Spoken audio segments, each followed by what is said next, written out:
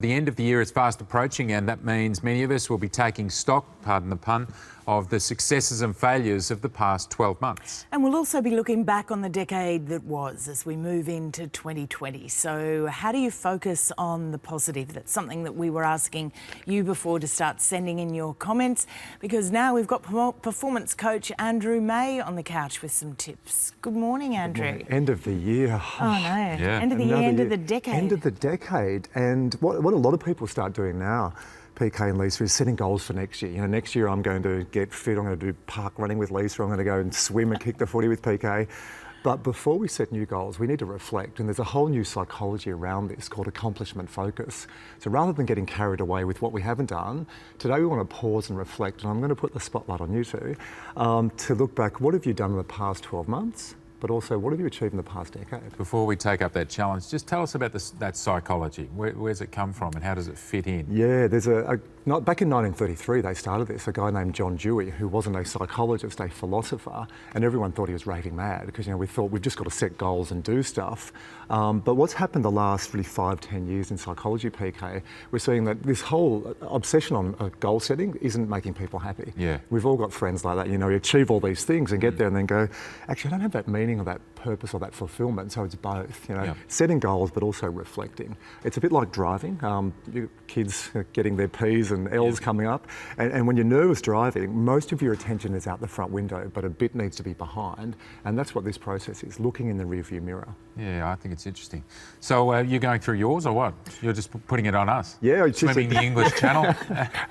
I thought you might ask. So yeah, I've had a big year on fitness, learning to swim. We're going to get you in the pool later Learning today. to swim, but swimming enormous From Dover, distances. From Dover to Calais, it was a little right. bit of a distance. It's a bit different to learning to swim. Yeah. I started a new business. I left KPMG and have gone out and I'm self-employed again, written a book, a new relationship. So yeah, it's been a big year, really big year. There'd be some people who'd listen to that and think, oh, you know, they'd immediately feel a bit depressed sitting in their jammies on the couch with their second cup of coffee. But is it all about, you know, being able to say big, high achievements? That's a really good point. It's not, because look, I know some people who their goals in the last year may have been to start a garden or to do a community program or to do some learning and development. So but really looking at the year, let's look back in 6 key areas. We've got our 6 core pillars up there. Go for it. And I am going to come back to you, PK. It was a nice reflection before.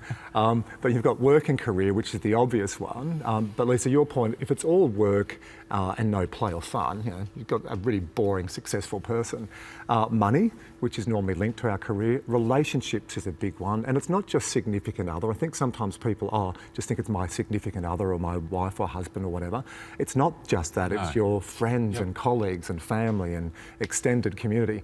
Health and fitness is a big one. We spend a lot of time on this couch talking about that. Learning and development, this is for the brain, because as we age, we know you've got to stretch and grow the brain as much as we stretch and grow the body. Yeah. And the last one, people think I'm a bit weird when I ask this, but there's a reason. Look, what have you done in the past year that was fun? Yeah, what are your passions? Because we can be all goals, and our mammalian brain focus on achieving tasks. You know, we've got to get into that deeper part and have some fun. I took up tennis coaching again after I started learning when I was 7 and just really wanted to play again. And even sometimes it'll be a bit hot and I'll think, do I really want to go?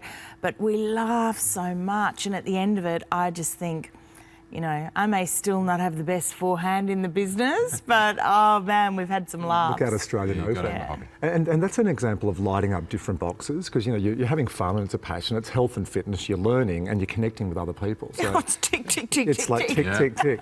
So PK? Okay, so and I took the decades and shocked myself really with how much has changed in 10 years.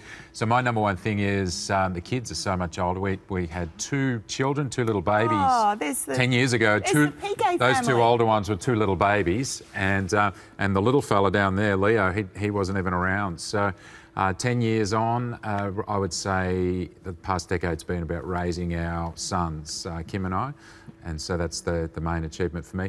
And on the work front, I have to say the work on the sexual abuse and the cover-ups. It was this time 10 years ago that we were just finishing a manuscript with Chrissy Foster on the book Hell on the Way to Heaven. and so much has changed. Well, that was a big throughout start, wasn't it? the That book and what you yeah. did together was a big start of the Royal Commission. Yeah, so I would say those are mine. And Lisa? is it, you know, when you think, oh, God, the last decade I've lived Well, in you've had a big three year. different countries and have done some pretty challenging jobs. But the biggest thing, and we've spoken about it briefly before, the biggest thing I did was overcome the fear of doing a triathlon and learning how to swim. And, you know, that was massive. Yeah. Putting proper pedals on my bike and learning how not to fall off eventually. That was pretty big because the work stuff, I feel that's like right. I can do the work stuff. It's I'm interesting. confident at the work stuff. Doing the triathlon, majorly not. But when you look at the 6 pillars, I think that's a great point, is don't just focus on one, because if you just focus on work, Yeah. you know, work can be going really well, but other stuff drops off. You've had a big year. Yeah. You're sitting here Yeah. every morning, so there's Yeah. been some pretty big changes So in the year. standing upright, tick. Yeah. Still have a smile on my face, tick. Yeah. But when you look at a year, we sometimes think you don't get much done in a year, but in a decade, as you're saying, you know, That shocked me, yeah. That did shock me It's when a I lot. look back over 10 years. That was a nice thing to do, I thought. So I think this is a good activity. I do this with myself. Yeah. I do this with my clients, and I ask our viewers before they really race into, what are we, 2020? My God. Yep. Just sit back and reflect, and it can be a really a good activity. Self-reflection leads to better self-awareness. Self-awareness leads to better self-regulation. Andrew, mate, it's been so lovely to have you on the couch in 2019. We'll see you in 2020. Happy New Year and have a lovely break. Thank you very much. Thanks, Andrew.